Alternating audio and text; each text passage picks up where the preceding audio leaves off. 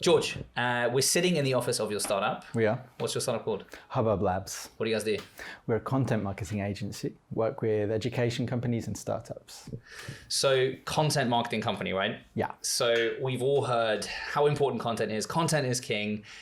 Gary Vee is the biggest advocate of producing content and turning it into 100 pieces. I get completely, as a content creator, I think I'm meant to be called. I don't call myself that, but I am so confused by the world of content because how many platforms are there? Facebook, Instagram, Twitter, TikTok now. Don't forget TikTok. Am I meant to retrofit all my pieces of content, or maybe more importantly, how do I approach content marketing? I think from the outset, a lot of people have the understanding that you've got to produce loads and loads of content. It's content for content's sake. You've got to get everything out there. You've got to be on every platform. You've got to target every audience, and that's a mistake.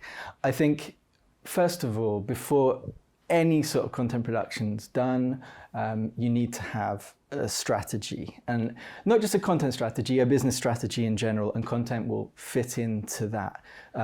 It might fit into that, it might not fit into that. I wouldn't say content is for everybody. I don't know, there are definitely certain industries that don't require content marketing, especially very cold B2B businesses. Maybe they got a newsletter for their clients, and that's content marketing. But what you need to do is start out with where you are right now and where you want to go. And then with smart objectives, something that's specific, measurable, achievable, relevant, and time-bound, what you can do is decide how you're going to get from A to B, or from where you are to your destination.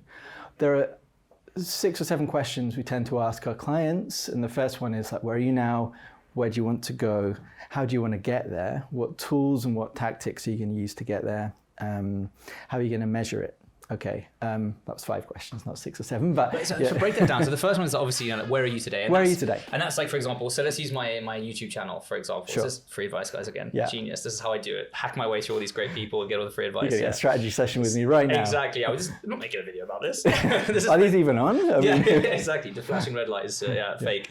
No, but so where you are today. So you say, for example, you're so this is obviously, I'd love people watching this and listening to this, it's a podcast too as well, to be able to take something from this and go, oh, that was really interesting. We should go through that kind of process, right? We did that with the branding video the other day. I'll put a link to it above. A branding 101 with a local brand here called Maurice. So where you are today, obviously that's, you have X number of customers, this is your industry, for example. Yeah. And then where you want to go, of course, and like these content milestones can be revenue based, right? Or absolutely. Customer based. When you're looking at where you are now, you're looking at a whole range of different things. So financially, where are you? How many customers have you got? Also, like what your competition is doing, where you're positioned, your positioning of What's your company. Competition doing? Yeah, exactly. And think about the positioning statements. So product placement, price, and promotion, the 4 Ps of the marketing mix as well. That's a little bit later on, but think about what you're doing and what's working, what's not. The Pareto principle of 80-20. So what are you getting the most bang for your buck out of? So what are you getting from what you're doing? The least amount of work for the maximum amount of effort exactly. or outcome even. Yeah, exactly. That's what I was trying to get at. So. Yeah, no worries. How would you approach, giving someone like myself advice on how to get there? So I say that, for example, I want to grow my YouTube channel, subscriber bases, right? Yeah. So what would your strategy be to approach giving me a strategy? So in the case of growing a YouTube channel, that is definitely going to be a content focused approach. But you need to say, well, what number, what percentage? I want to get to 500,000 subscribers by this date, or 1 million subscribers by that date. That's a lot of people, right? But whatever your actual goal is, and then you can break it down into stages and say, right, we're going to do this series of videos. We're going to do this campaign. We're going to advertise it here. We're going to do this networking event. We're going to do a talk here. We're going to do that. So it's all about deciding like what things you're going to do on the path to getting there. Once you've got an idea of what you want, you can say, right, we're going to achieve that through content, or we're going to achieve that through television, or we're going to achieve that through, outdoor ads. And it's good to mix things up. It's good to appear in lots of different places, and it's good to have different channels, because with each channel you add, you actually increase your return on investment. So if you're one channel, you have a certain return. 2 channels, you'll have slightly higher return, and so on and so forth. It doesn't. No, in fact, it adds. So the more channels you have, like I don't want to mislead anybody. It's not good to try and put yourself everywhere. Yeah. But if you have a campaign and you put it outdoors and online, digitally and outdoors, you're actually going to see compounding interest on that advertising effort. For your case, if you're growing a YouTube channel, you're basically going to try and cross-pollinate on different channels, trying to maybe get yourself interviewed, get yourself seen on other channels so people can see you, get your little clips shown on different similar channels. So basically you're going to be growing in that way. But the strategy, I don't know. We'd have to have a look at your competition, everything. It's funny because I brought all this. Yeah. Well, let's have a look now. Yeah. But actually, there's a good point you mentioned there, which is looking at your competition, right? Because I have, obviously, as we all have, probably researched these things. You know, it's always very wise to look at your competitors. I found that I've had founders that I've worked with in the past who have been a bit reluctant to see what their competitors are doing because they almost feel if they see something that they've done that they didn't think of, they're like, oh, what? Yeah, there's like a fear thing as well. It's because you're like, oh, but they're doing that. But the problem is you don't know what's working for them and what's not necessarily. You don't know their strategy, and it could be quite different to yours. And also, the idea is to not position yourself exactly the same as somebody else, because if you're doing that, then at the end of the day, what happens is you're clashing with them, and you're just competing for exactly the same people. Whereas if you think of yourself as 2 different supermarkets, one's up market and one's sort of down market, they both make a lot of money, right? So you can position yourself in a different way. And the idea is to make sure you're not copying anybody. You need to try and be original. I don't think unique selling propositions are really a thing. It's all about, because it's very difficult to be unique. You can do it, but it's very hard. What is probably more realistic is differentiating yourself sufficiently that you appeal to the market in a different way. So, and you have to know your market then, right? So I think a big piece of that is understanding who your customer is and who your market is. Exactly. A massive part of that is knowing your market, your buyer personas, and segmenting them in such a way that you can target them individually with the right kind of content. Now, if you try and please everybody, you please nobody. That's an old adage, right? But the other thing that a lot of companies kind of miss, or a lot of companies we've spoken to have missed, is thinking not just about their characteristics and the solutions that they need, thinking about their jobs to be done. And I don't know if you know the jobs to be done approach, but a guy called, a professor called Theodore Levitt said, I hope I got his name right on camera, said that people don't want a 1/4 inch drill bit, they want a 1/4 inch hole. So the idea is people have a problem, and there are numerous ways that they can solve that problem. You just need to position yourself in a way to see that they are going to hire you because they see you are the best possible solution for that issue that they have. Okay, I can ask you a question. I'm going to swap it around. So who do you think buys McDonald's milkshakes? Hungover people. Hungover people. That's not bad. That's not a bad idea. But what age range? Yeah. What kind Okay. I'm giving you a curveball. I'd imagine late teenagers or something like that. Kids and teenagers. So it's actually sort of like a 35 to 45-year-old man. At least that's what McDonald's found. I'm retelling a man's story. The late Clayton Christensen, who studied or came up with the jobs to be done approach, and what he found was he spoke to McDonald's, and they'd got together a focus group of 35 to 45-year-old men, and they were asked about milkshakes. What can we do to improve them? What about the design? What about the taste? What about this? What about that? And they implemented all of these changes. And they found that they had 0 increase in sales, 0% increase in profit, nothing. The focus group was useless. So they employed Clay Christensen from Harvard Business School to come in and implement his jobs to be done approach, they got a Harvard researcher to sit in McDonald's for like 18 hours or something like that. You go to Harvard, you end up in McDonald's all day, you're probably regretting your life choices. But this guy or this lady was observing who came in, and it was 35 to 40-year-old men, and they came in like early in the morning, sort of before the working day. They bought a milkshake and then they left, they got in their car and they drove away. And they observed this all day, well, all morning, and then they saw that the rest of the sales were a little bit diminished. And so the next day they came out and they interviewed the people and said, hey, why did you hire this milkshake? They're like, what do you mean? So, no, okay, why did you buy this milkshake? And the purpose was they were all going on long drives to work, and they had, you know, they were bored. They wanted to keep their stomach, they wanted something in their stomach. They'd eaten breakfast, but it was a long drive and they're going to get hungry. They wanted something to do, that sort of thing.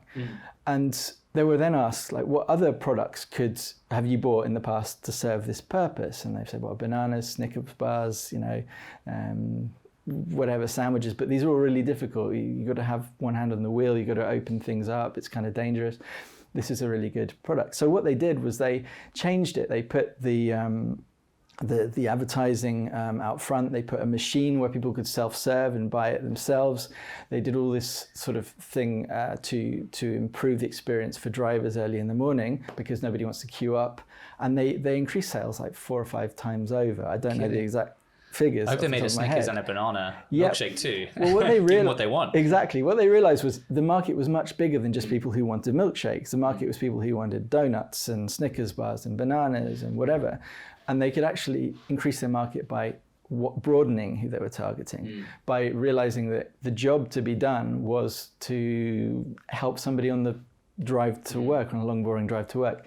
And that's what we need to think about. Maybe not that entire story, it's quite long, but what we need to think about when we are solving someone's problem is, what other ways can people solve this problem? If it's entertainment, there are lots of ways people can entertain themselves. It could be Netflix, it can be the cinema, it could be a restaurant. These don't feel like your competition. If you're a restaurant, the cinema doesn't feel like a competition, but it is, because it's entertainment. So you need to find a way to appeal to people, and find a way to solve their problems, not just by thinking about their characteristics, their demographics, what they're actually buying from you, but also thinking about the market in a broader way. But I love that example. It's a really nice example, and I think my audience loves examples, don't you? You love examples, because so. it just makes things a little bit more real, right? To hear that kind of case study based element of it. You can check that out with Clay Christensen with Jobs to be Done and Harvard Business School. So bringing it back to sort of the content angle, because obviously the world we live in right now is so content heavy, right? You know, everyone's got to be on Instagram, Facebook, in every social channel. New ones coming, not that often, but now we have TikTok. And am I meant to be on TikTok? I'm being told I should, but then I feel I'm 30 years old. And how's your dancing? That's the question. Questionable. Maybe that's why I should be on it, because it's questionable dancing that ranks higher. You're going to go viral. Yeah, exactly. But that's the thing. I mean, so one question: should I be on every channel? No, because if you're on every channel, you're going to be spreading yourself too thin. Imagining the logistics of optimizing everything for every channel is really, really tough. Not even worth considering unless you've got a huge team behind you and you can brand and you can do all the keyword research and the meta descriptions and the thumbnail images and everything. No, what you should do is focus on being on a few of the top channels and doing those really, really well. Obviously, there's a slight risk in this. If you remember Vine, Vine died, and I can't imagine. Just for everyone who hasn't or doesn't know who Vine was, it was basically like Instagram, but only for videos, and it was 6 second limit. 6-second video you could upload in a feed like Instagram, but not photos, videos of 6 seconds. And it was super popular, and I believe it was Twitter that bought them, and I think they just wanted the tech or the team, and they retired Vine. And imagine being a content influencer on Vine with 50,000 followers or whatever, and then all of a sudden it's gone. That's an issue. So it's all your eggs in one basket, not a great idea. But one egg in all of the baskets is also not a good idea. So you need to have an optimum number of channels, something that is manageable for you. But also, you need to make sure that there's a real business reason for being on those channels. If those channels are your sole source of income or a source of income, that's a reason. But if you're trying to sell, I don't know, tripods, I'm looking at a tripod right now, maybe you don't need to be on all of the channels. Maybe you want to be on some of you want to be where your audience is. Yeah. And where the people who buy from you the most are, and where people are engaging with you, and where you're going down well. If you try and do everything, you're not going to be successful. Okay, I mean, I'll ask you this question then. So, content, and obviously we've mentioned how there are news channels coming in all the time, right? Especially in the social world, right? Right. What is what is the future of content marketing? Where is it going? I mean, is everything going to be aggregated into one feed? Is some new phone going to come out with the Apple feed and it aggregates every channel and you just have a uniformed feed? I mean, what do you think the direction of content marketing is going in terms of platforms? So I don't think it's a difficult question. And I'm not a visionary necessarily, but I think we're heading towards ultimate personalization. Marketing knows who you are, what you're doing, what time you got up in the morning, what you have for breakfast. I mean, they're honing into you, and they're producing, the algorithms are giving you exactly what you want. Obviously, this is a problem. We're seeing echo chambers. We're seeing it can be a little bit scary when you see an advert on Facebook and it talks to you and it just describes you exactly, and you're like, oh, I don't feel right about this. I think the future of content marketing is more and more and more personalization. I don't think it's going to be homogenous. I think we're going to see it in different channels. People are still going to be enjoying Instagram and Facebook and LinkedIn and all of the channels that we use. But I think from a marketing perspective, it's all going to be about the omni-channel. So like tracking one person over multiple channels and delivering them sort of a consistent brand experience. That's something that's been, that's not new. Yeah. That's been talked about for many, many years, but it's getting better and better, that sort of seamless experience of brand across channels is only going to get stronger and more targeted, and it'll feel more personal. That's all I can say about that. I don't know what social media marketing is going to look like in 5 years or anything like that. It's really tough. Well, I mean, if you've watched obviously The Social Dilemma, as many of us have, that Netflix documentary showcasing how we are, we're an asset to a marketing funnel. Absolutely. And obviously, these channels like Facebook and others are pay to play, right? So they are a platform for marketers first and foremost. Yeah. That's how where their revenue comes from. And then they obviously initially just try to create a community around you so that you have nowhere else to go, right? Because I think the foremost used apps on a phone are like Gmail, Facebook, Instagram, and then obviously it's a mix between Snapchat or, depending on how old you are, TikTok, etc. Right? If you were starting today as a founder, obviously you are a founder in content marketing. If you were starting today and you were going to set your own content marketing strategy, what would you think are the right channels to focus on? What would you do? It's a good question. It depends on your audience. So, I mean, if you're B2B, you're probably going to be looking at LinkedIn, right? You're not going to be looking at TikTok. TikTok. TikTok. Yeah. TikTok's launching TikTok because of the. I've just let it go. That's my new platform. Spoiler alert. It's a beta. So yeah, if you're B2B, you're not going to be focusing on TikTok. Yeah. You're going to be looking at maybe Facebook, because everybody's on Facebook for retargeting purposes, definitely for LinkedIn. If you're targeting sort of younger people, TikTok for sure, probably Instagram, maybe not Facebook anymore. So it depends on where your audience is, and you've got to go to them. How do you find out what your audience is? I mean, is that just simply just questioning people? But do you have any sort of tips or tools that we could use to find out who our audience is and where they are? Yeah, I mean, anything from sort of looking at your Google Analytics, looking at like who's actually using I think everybody knows that if you go on TikTok, you're going to find some older people, but the audience sways much, much younger. So if you're selling something that younger people buy, that's where you go. I mean, honestly, it's all about looking at your analytics, who's purchasing from you, and building a really strong profile of who you're selling to, through feedback and through interactions with your customers and that sort of thing. But you do need to know who your buyer is. Your buyer persona is extremely important. The profile of the people who are buying from you. And then, of course, knowing their job to be done, that's a different thing. But once you know who they are, you can kind of look at the channels and kind of roughly understand the channel characteristics and say, right, everybody uses YouTube, let's go there. Everybody uses Facebook, let's go there. That sort of thing. So, as a marketer, as a content marketer, are there any channels or platforms that are underutilized or underserved that you're like, for example, Facebook is pay to play, and SEO, search engine optimization, PPC, pay per click, or now it's just completely saturated and it's the person with the biggest wallet will win, right? Is there one platform that still is sort of allowing the most return on investment? So for me, I think one of the most surprising and profitable channels is LinkedIn.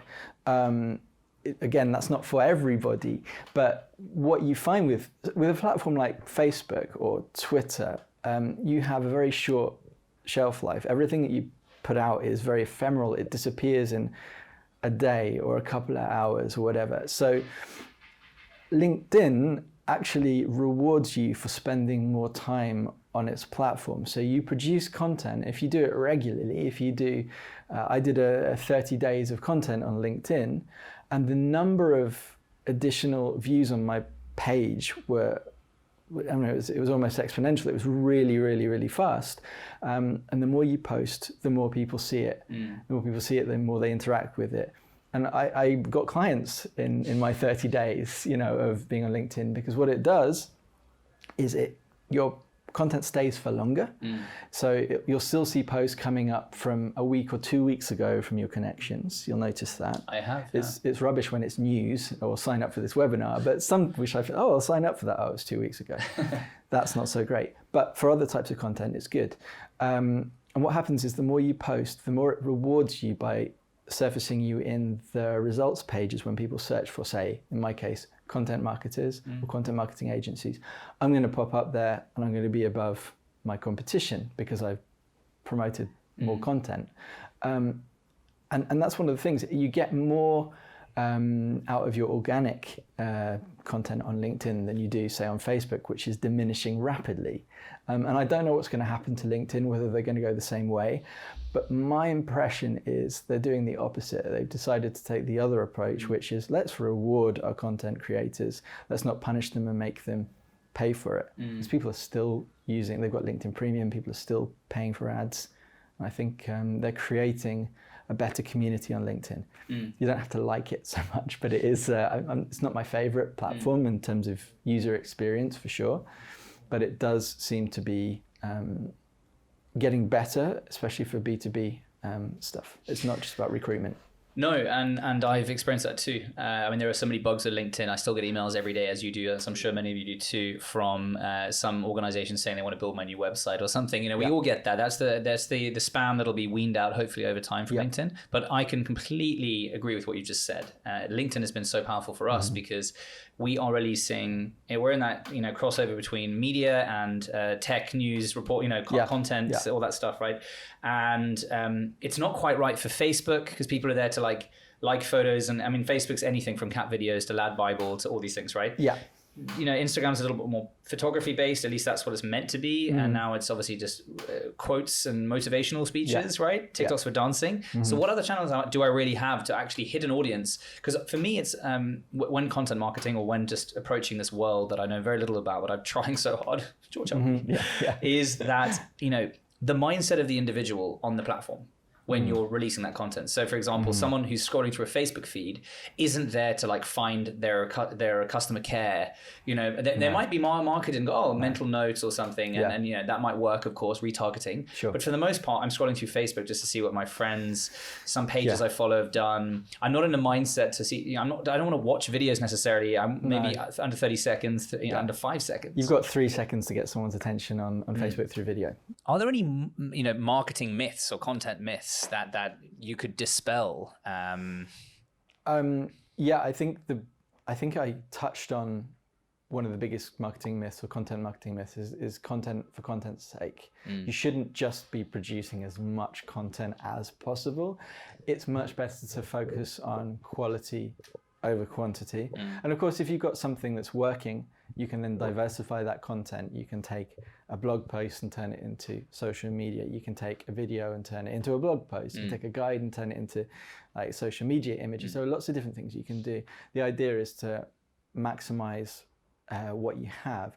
You mentioned Gary Vee to me previously before the interview, I think. And I'm not a big Gary Vee fan. Neither am I. I really don't like. I find him to be, I don't want to besmirch Gary Vee. You got to admire what he's achieved and what he's done. Exactly. I've got nothing against him personally. I don't particularly follow what he says. But one thing he does say that works, I do agree with, is content diversification, which is when you've got something that's working, work it more, right?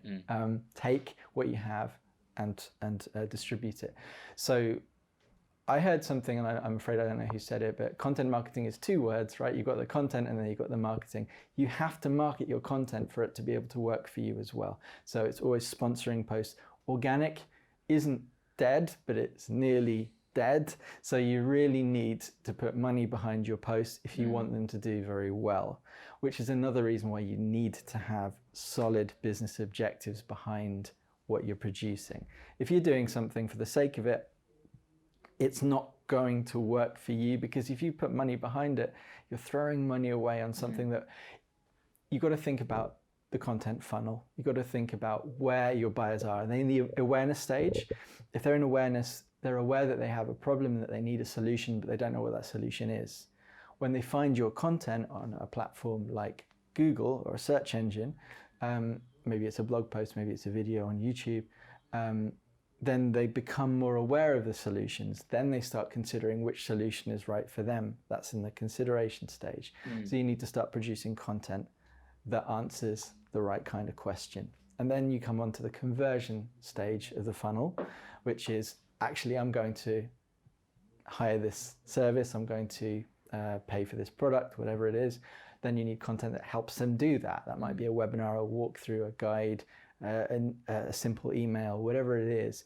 You need to always consider what your content is doing, what the objective is, what your buyer needs at any given stage in the buyer's journey or content marketing funnel. And then you need to basically execute on that. If you don't have that objective to start with, it's going to be sort of a pointless piece of content that you can't measure. And if you can't measure it, it's done. There's no reason for it. Organic is dead. That's a big statement. I said it. I think it's heading that way. Now, I won't talk about my customers, but I work with some big brands, and they do well organically, but as a percentage of their audience, the engagement is quite low. As soon as they put money behind it, it shoots up. I mean, the engagement really shoots up, and their purpose really is to build brand rather than to sell directly to the clients. So. No, I've experienced that, and that's why I kind of actually like that you said that, because one thing I always can't get my head over is the fact that I was hosting a conference in Oslo a few months back called Why Oslo, and it's focused on design and user experience as well. Specifically, so a lot of different design agencies are part of it. So they work with a lot of the platforms and ways to engineer branding and designing and messaging and all that kind of stuff around content marketing that feeds into it. And there was just this common thread about, organic is dead, because do you know how much content is out there? Like every minute there's more content that's released because of the reason that you said, people are producing content for content's sake, right? So, it's very hard. And what I'm trying to say is it's very hard to stick out anymore because there's also so much out there.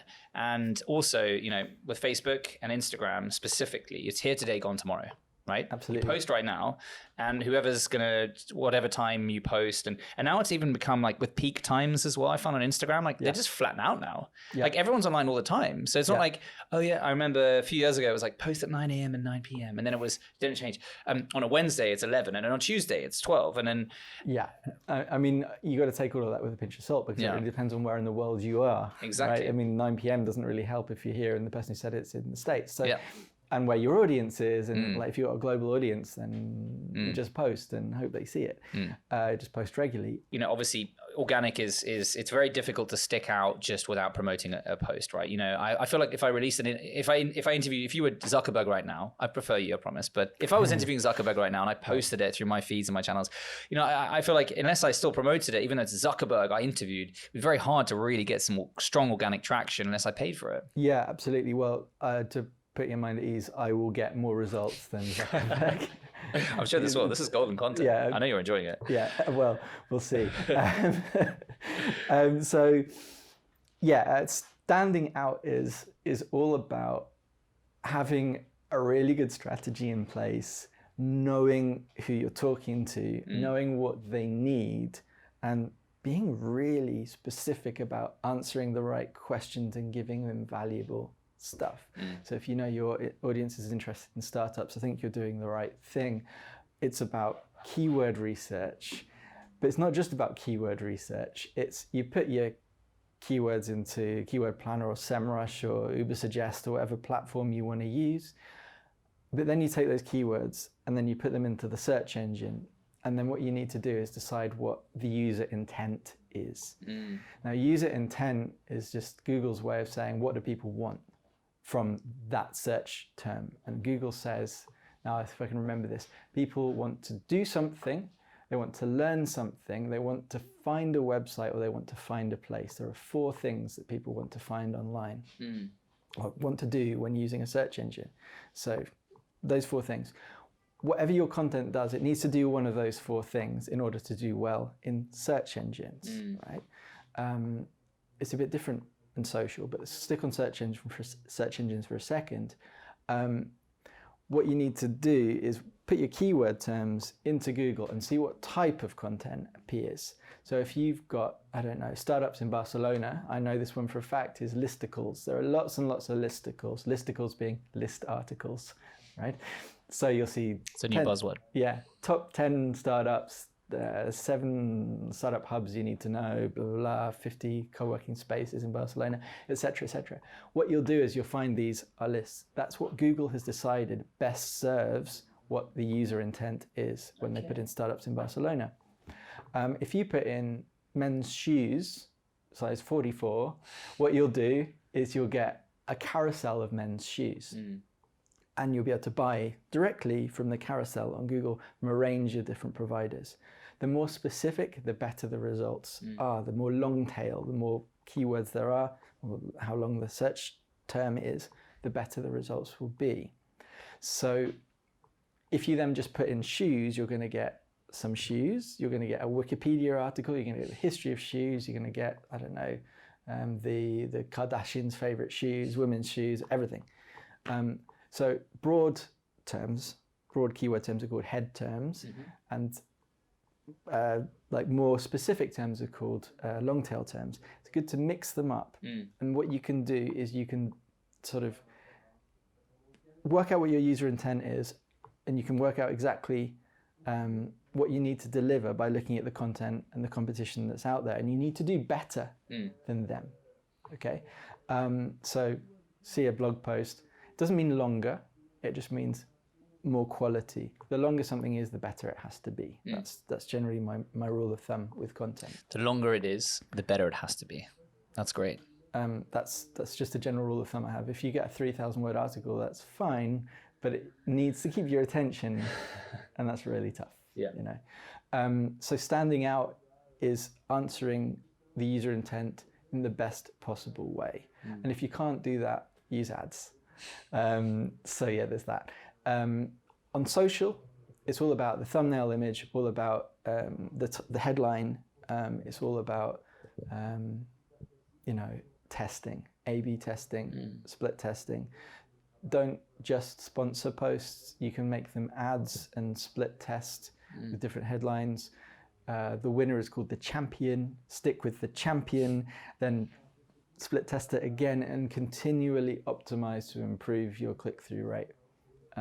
That's really the only way to. Actually, I'd love to sort of round off. Then you've mentioned a few tools and we can use, right? And obviously these are major platform tools for obviously from Google Trends and Analytics to SEMRush, etc. But I mean, what would be your top tools to use when approaching content marketing?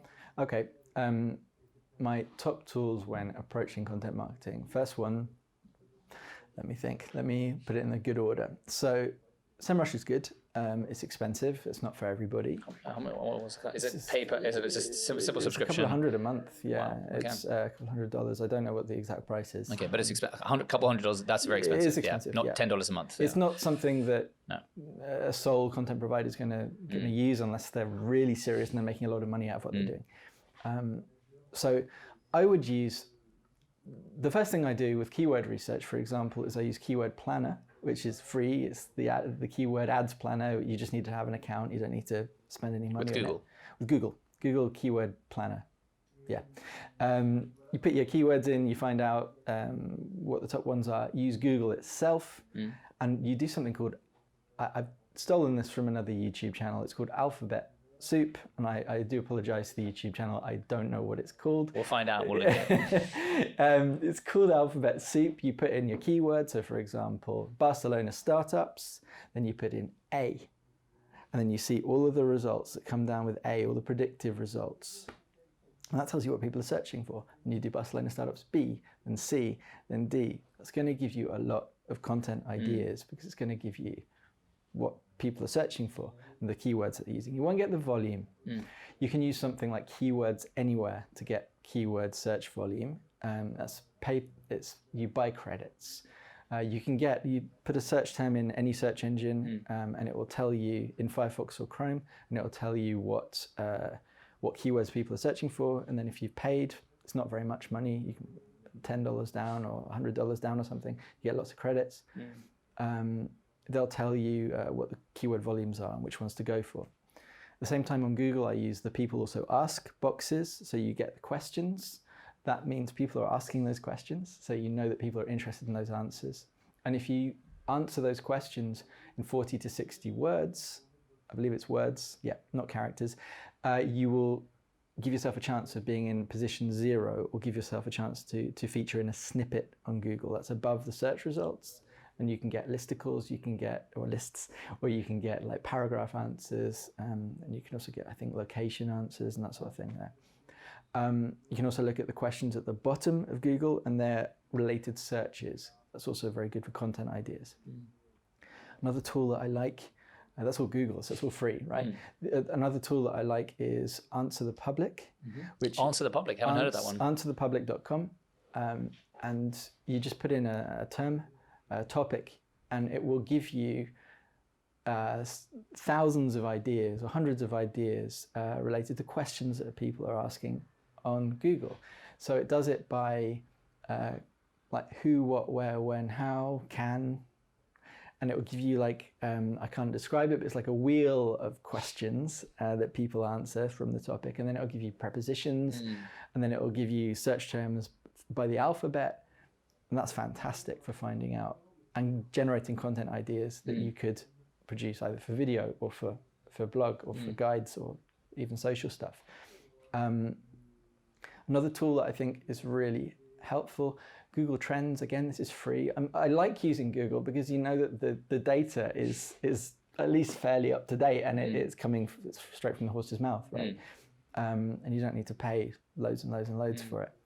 So you can get very far with just Google. You can get a That's long the whole way. point. You don't have to spend hundreds of dollars a month for SEMRush, unless you're really niche focused and you obviously can afford to, and it makes sense to do it. You can get, it's talking about 80-20 rule, right? You can get 90% of the way with Google. Exactly. SEMRush is going to help you decide whether your site is SEO optimized or the technical stuff. It's going to help you do gap analyses, which is like checking what keywords you have and your competitors have and what they're ranking for and you're not, and you can sort of get in that way. But same with Moz and RFs or Ahrefs, I don't know how you say it, that sort of thing.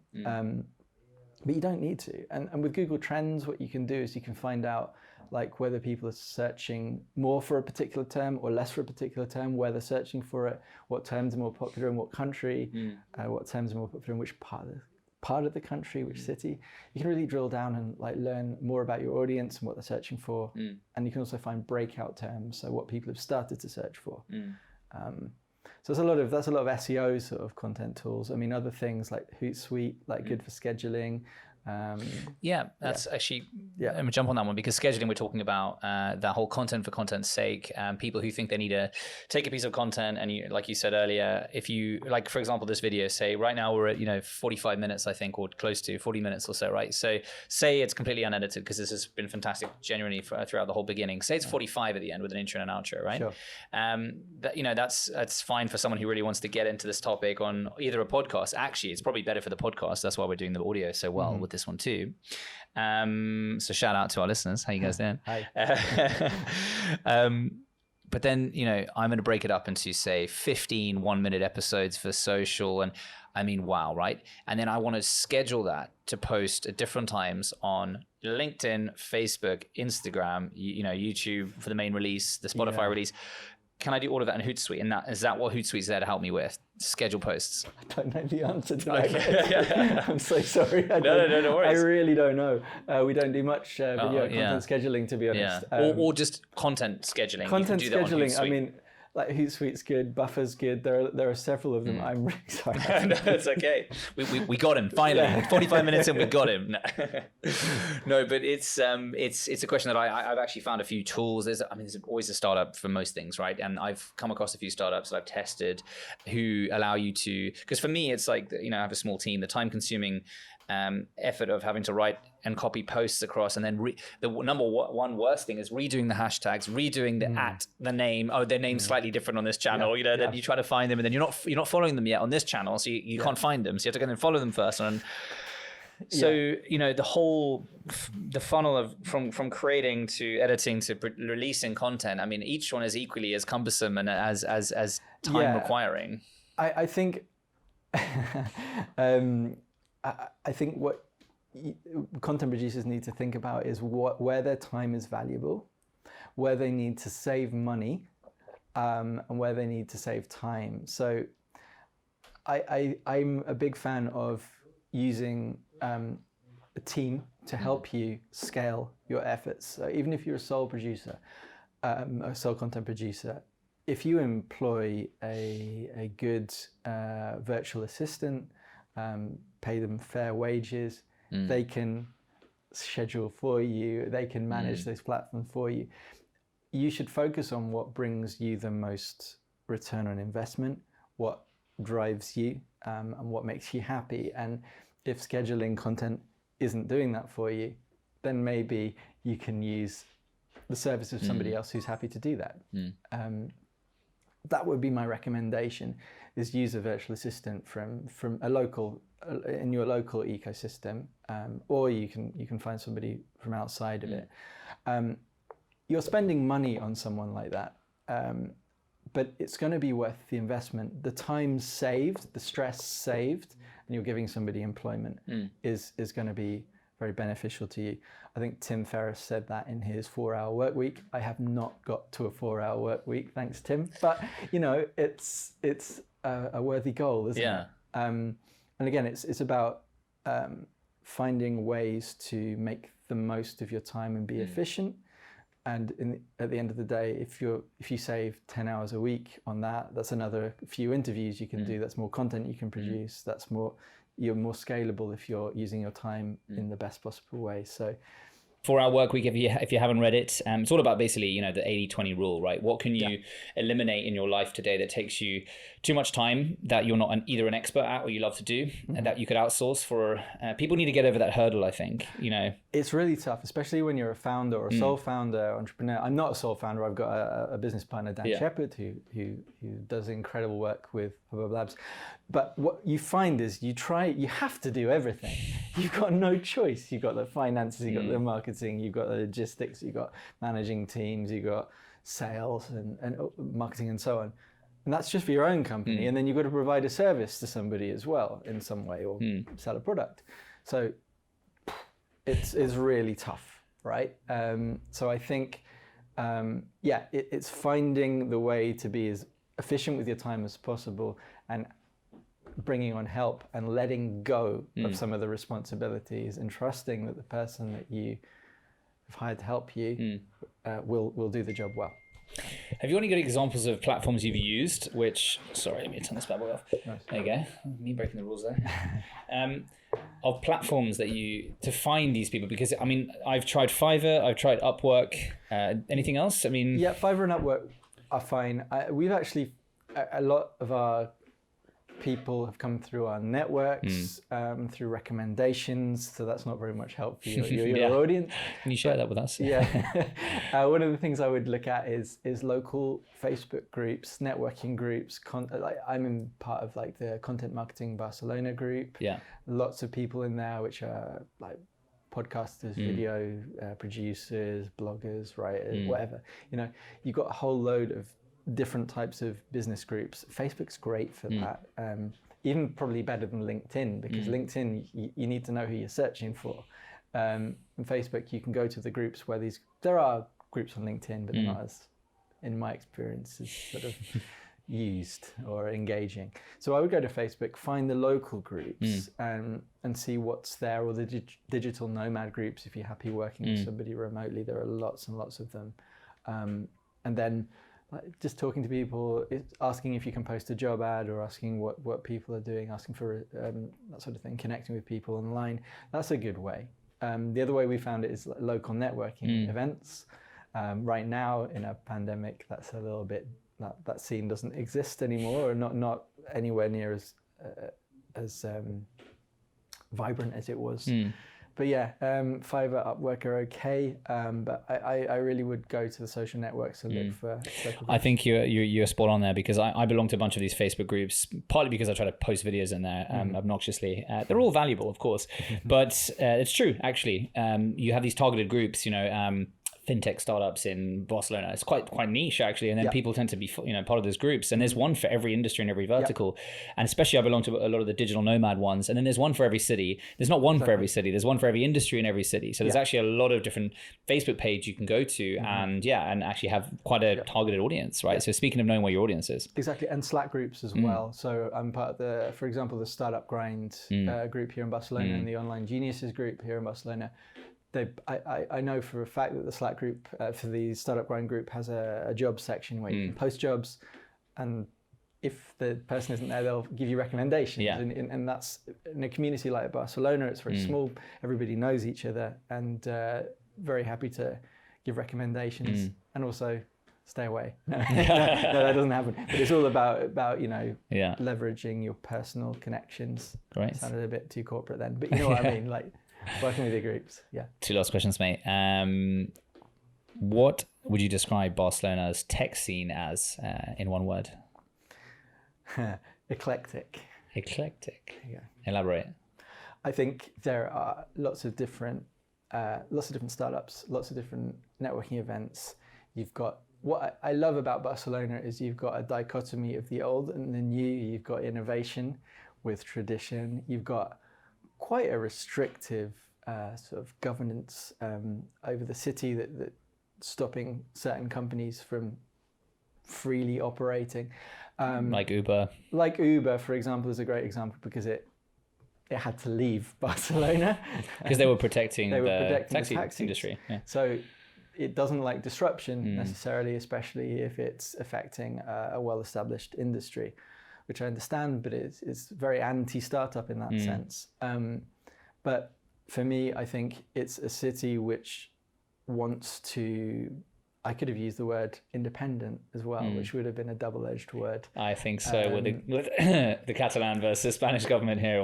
But independent is too risky a word for me to use on a video. Yeah. But yeah, I think it's a lot of different people. You've got the fintech scene, you've got ed tech, you've got a whole range of different types of startups. You've got networking events when they're running.